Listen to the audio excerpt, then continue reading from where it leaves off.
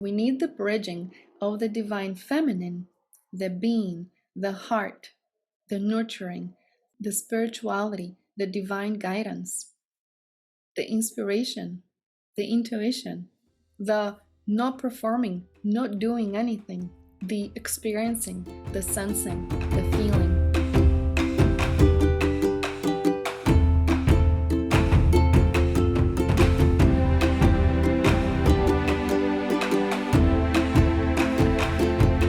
Secret number 8 is the bridging of the divine masculine and the divine feminine in the mind and the spirit with the mind and the body.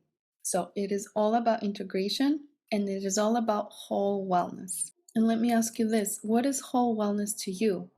What is complete wellness in all aspects of your life? What does that look like for you? So that's what it would mean for your client as well. What is whole wellness in all aspects of their lives to experience that whole wellness? And where the divine masculine and the divine feminine conversation comes in is again because I was feeling that a lot of the other modalities out there focus a lot on the doing. Here's what you need to do. Think positively. Practice affirmations. Replace your negative thought. Do this meditation. Talk to your child like that. Set goals and do these things every day. And they can be very outwardly focused and very behaviorally focused. Even the conversation around positive thinking and the law of attraction has gotten to the point where I would see my clients and my coaches and they would say, I feel bad and I'm hard on myself because I cannot positively think right now. So it was becoming the very thing that they were beating themselves up for because they could not perform the positive thinking practices or the affirmations or the meditations or whatever it is. There's a lot of certifications out there that focus on high performance, very performance based.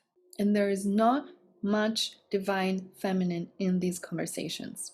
So we need the bridging of the divine feminine, the being, the heart, the nurturing, the spirituality, the divine guidance, the inspiration, the intuition, the not performing, not doing anything, the experiencing, the sensing, the feeling, there's no technique at all to follow, nothing to do, just to connect and align, that are key factors for your own personal growth as a coach and to model and teach your clients how to do.